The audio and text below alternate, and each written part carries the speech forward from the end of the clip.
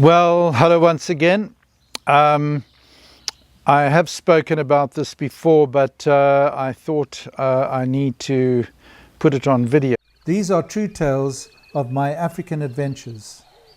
May this inspire you, deter you, caution you, and above all, entertain you. Fires.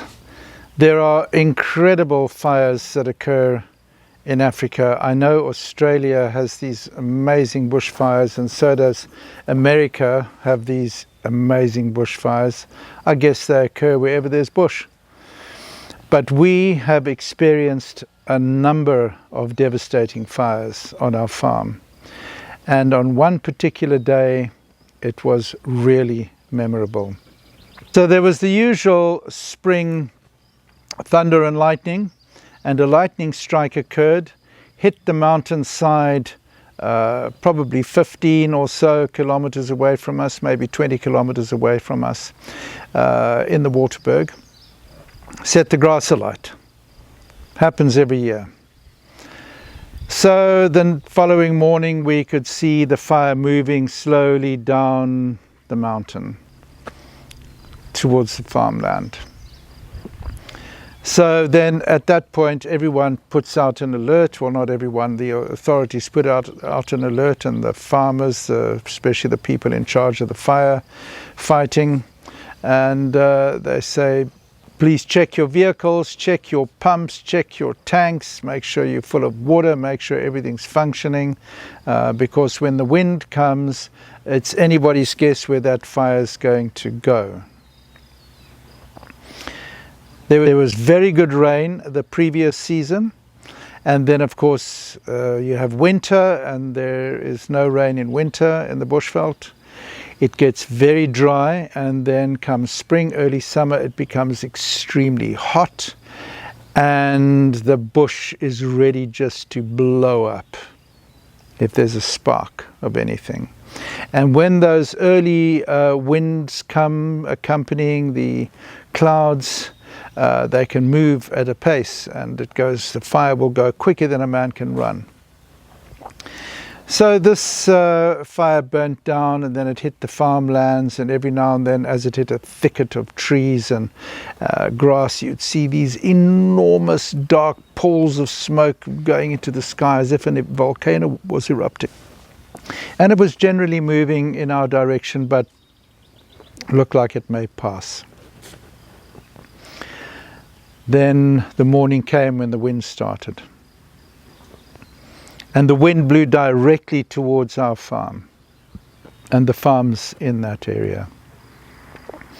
And the winds, I don't know what speed they were going at, but certainly faster than you can run. There were fast winds, big winds. And the smoke came billowing in our direction, and from the sky bits of ash and burnt material were dropping out of the sky on everything, and it was coming. And so we had to make preparation, because the fire comes very quickly at that point. By preparation I mean just get rid of anything that can burn, that's in the wrong place. Make sure your vehicles are tucked away, make sure your hoses are ready, make sure your pump and tank is ready to squirt water. You know, you have a sort of a protocol. Make sure the staff are ready. Nobody's off duty till the fire's gone. And this fire came, and it came so fast, and it was coming towards us, as I said. And there was a range of hills about 800 meters from our homestead. Ancient hills, beautiful hills with rocky cliffs in them and ancient trees, and those hills were full of snakes. I used to love it there because there were mambas all over the show. And of course all the other wild animals you'd see there from time to time. And there was a den there where a big family of porcupines lived as well. So I really liked those hills. And this fire was coming. And so I said at one point to Dawn, that fire is going to reach us now very quickly. I'm just going down to the dirt road. There was a main dirt road which served all the farmers in the area. It ran just below those hills. And often when you drove past the hills there, you would see the mambas and pythons crossing to our farm to come and drink water. And I said, I'm going to drive up a little to some higher ground where I can see past the hill. I went down and I was driving up, and the next thing, Dawn was behind me on the quad bike. She had followed me down on the quad bike, which is fine, except, I was a little concerned because you can't go that fast on the quad bike, and the fire could catch you on that. Anyway, next thing, the flames suddenly erupted over the far side of the hills. And it was like a scene from hell. These flames were enormous. And the sound they made was awful. I mean, it wrenched your gut. It was a terrible sound of them burning and consuming everything in sight, directly out of hell. And then she saw donkeys caught inside the fence that surrounded this low mountain range. Somebody had put the donkeys there to graze, and of course had not thought about them and the fire, and now they were stuck. There was a big motor gate and they were stuck right there at the motor gate. They knew where they came in, they knew where they had to get out, but they were stuck there. The fire was probably about 1 to 2 minutes off reaching them and would incinerate them. Dawn leapt off her motor vehicle, God bless her, and ran up to the donkeys, threw the motor gate open, and shouted and called at them to follow her, but they were so frightened that they just didn't move. And I said, get on the bike and get out of here. It's almost too late. And she got on the bike and charged back up the road to the farmhouse. I followed her in the truck. We couldn't look back because we were going as fast as we can to escape the fire. Got up to the homestead, parked the vehicles, looked back down and watched the fire come over the road. The road was very wide. I mean, I guess 30 meters, 35 meters. That fire went across the road as if it didn't exist. It just went from one side to the other, and then it was coming up towards our house. Now, outside of our house was a syringa tree, which we know was over 100 years old. A massive syringa tree, mostly hollow. It had a number of owls nesting in it, and squirrels and all sorts of creatures. And when the fire was about 80 to 100 meters from the tree burst into flame. That's how hot the air was. Burst in, we lost that tree. We lost another one also about that age. Just burned into flame, and because it's hollow inside, it sucks air from below where the openings are into the tree, and it's like a chimney. Just pulls the air up and burns inside and outside. And it didn't take long and the tree went over. We had to lie on the ground because we were suffocating. There was so much smoke. It was being blown at such a pace.